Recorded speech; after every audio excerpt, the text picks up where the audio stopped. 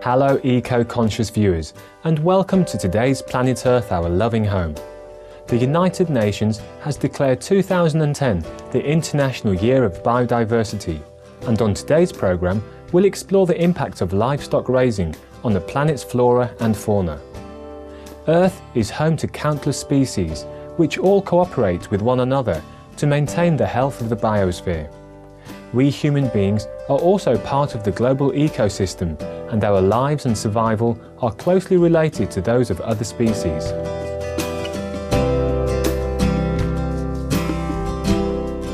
We human beings are living things. We came to existence and evolved in living systems as part of ecological systems.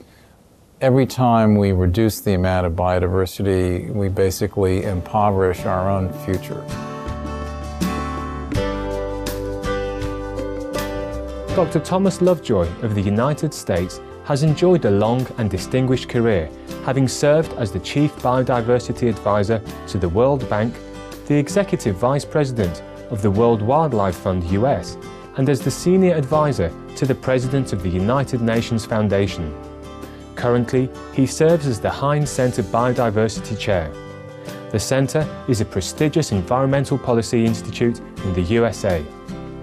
Dr. Lovejoy created the idea of debt for nature swaps between nations. The idea of debt for nature swaps is to actually turn the idea of debt around and say, is there a way that forgiving debt can actually make conservation and better environmental management take place? And it's basically a matter of forgiving debt in one currency in return for the country in question devoting its own currency for conservation and environmental projects. And nobody knows how much of it's been done because there's no central register, but clearly at least a few $1 billion worth have taken place and invested in conservation literally all around the world. As part of his important work, Dr. Lovejoy is sounding the alarm that global biodiversity is facing unprecedented threats. We are falling behind the challenge. If 30% of all amphibians are endangered, 10% of all bird species are endangered, that means we're falling behind.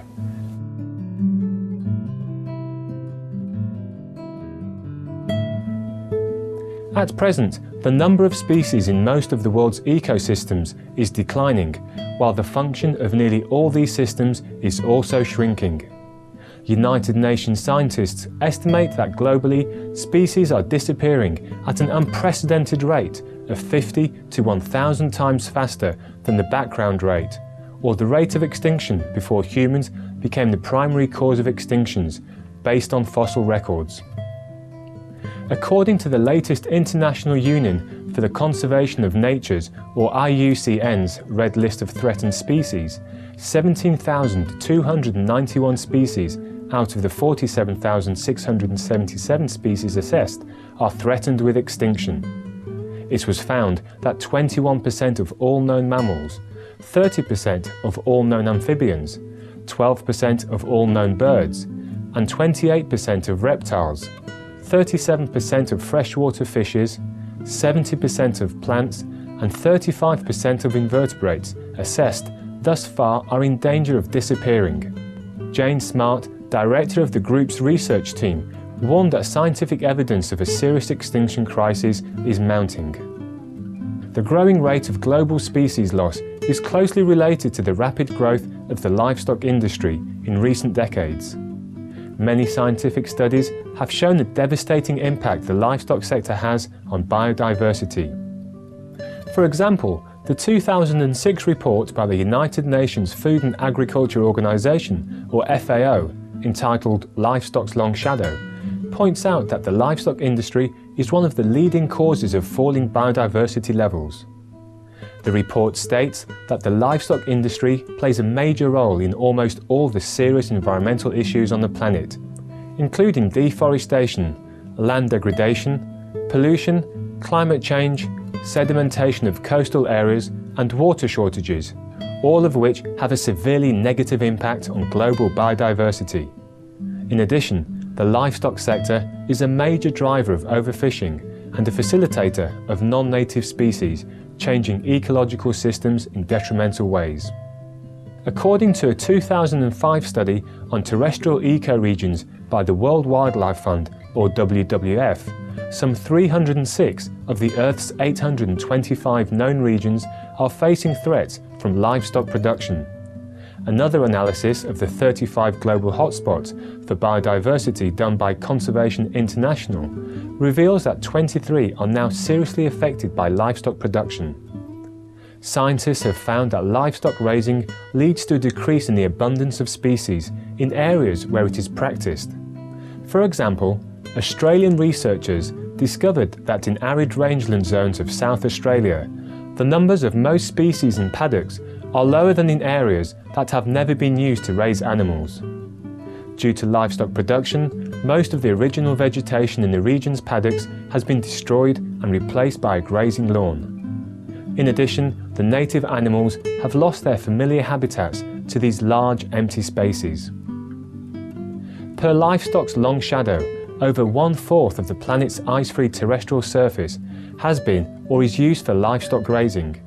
And when the space taken by crop cultivation for animal feed is accounted for, nearly 1/3 of Earth's total land is used in some way for livestock production. Scientists estimate that 1 in 10 known species lives in the Amazon rainforest, and this region has the greatest amount of biodiversity on the planet. Approximately 80% of the Amazon rainforest that has been felled thus far has been due to livestock production activities.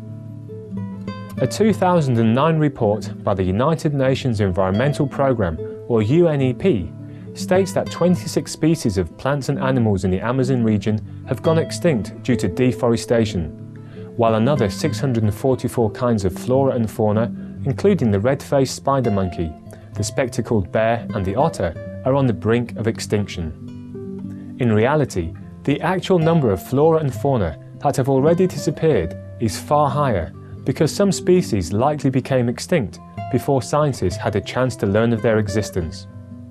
When we return, we'll continue our discussion of the livestock industry's serious effects on global biodiversity. Please stay tuned to Supreme Master Television.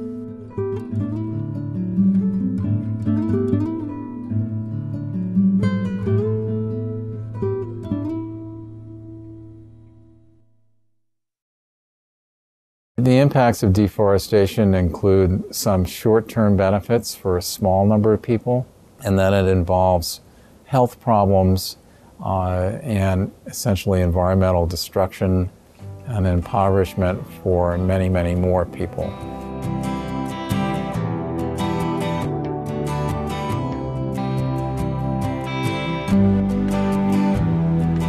Welcome back to Planet Earth, our loving home. As declared by the United Nations, 2010 is the International Year of Biodiversity, and today we are focusing on the enormously damaging consequences of livestock production on the planet's flora and fauna. As more than 1/4 of the planet's ice-free terrestrial surface is being used for grazing, scientists have found that the destructive impact of livestock raising on the ecosystems of these areas is staggering, with substantial land degradation being a direct result of the intensive animal agriculture practices.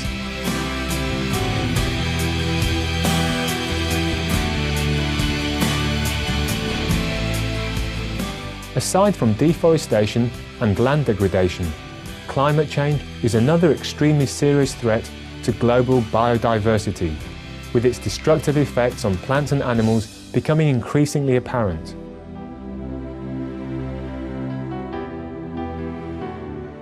Plant and animal life is responding and changing and moving all over the world. Ecosystems are beginning to fail in certain places like tropical coral reefs or the coniferous forests of North America. So in the end, the natural world is more sensitive to climate change than anything else on the agenda.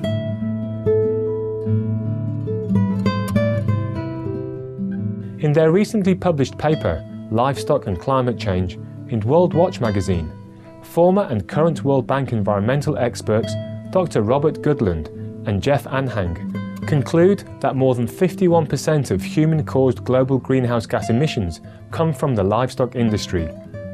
These experts also point out that factory farming puts out enormous amounts of methane, accounting for more than 37% of all anthropogenic sources. This toxic gas has 72 times the global warming potential of carbon dioxide over a 20-year period. Global warming is accelerating the extinction rate of flora and fauna across the world.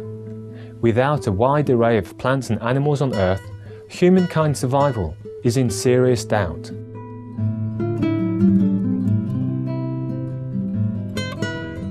And we need to really think about ecosystems and biodiversity across the face of the planet. And we also need to think about maintaining representative natural areas that are of sufficient size that they continue to be representative. That was the idea of the minimum critical size of ecosystems, and how big should a park be in order to really be representative. If we fail to do this, it's a pretty unattractive future, not only for the rest of life, but for human beings.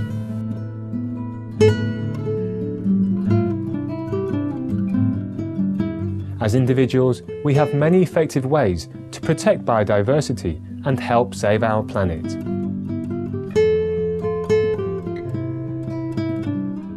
I think probably the most important thing would be to make it possible for most people to realize the wonders and beauties of nature, the essential role nature plays in support of human society.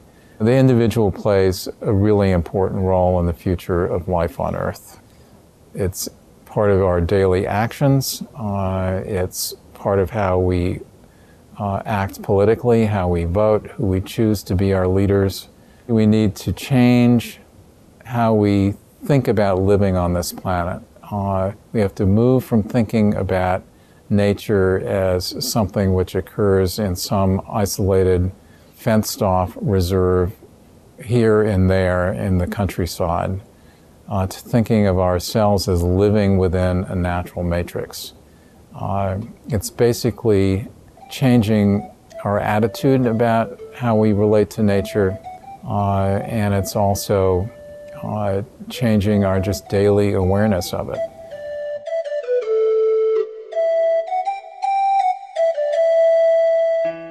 The fastest and most effective way to eliminate the destructive effects of livestock production on biodiversity and to mitigate climate change is following the organic vegan diet. If all of humanity quickly adopts an animal-free lifestyle, we can ensure a healthy, beautiful planet for all life on Earth for generations to come. We conclude today's program with Dr. Lovejoy's beautiful vision for the future.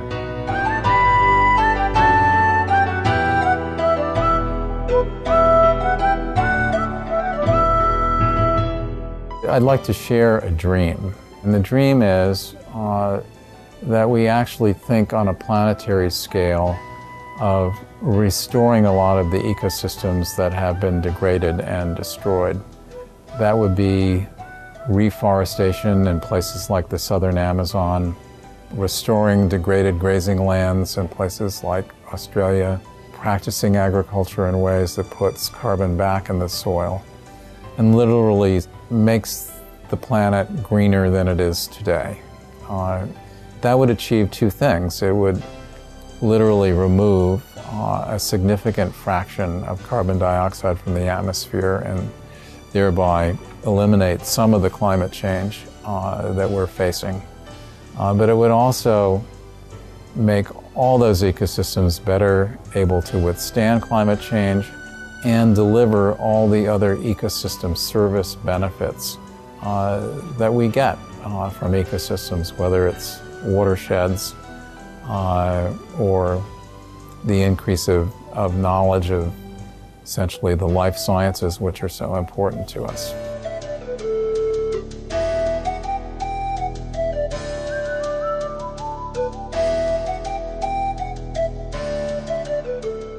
We'd like to thank Dr. Thomas Lovejoy for sharing his perspectives on biodiversity and environmental conservation, and for his many years of leadership in this field.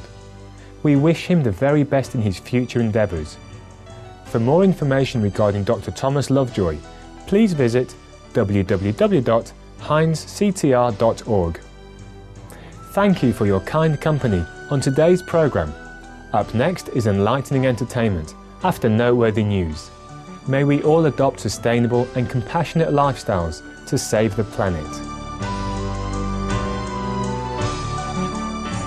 For more details, please visit www.suprememastertv.com/PE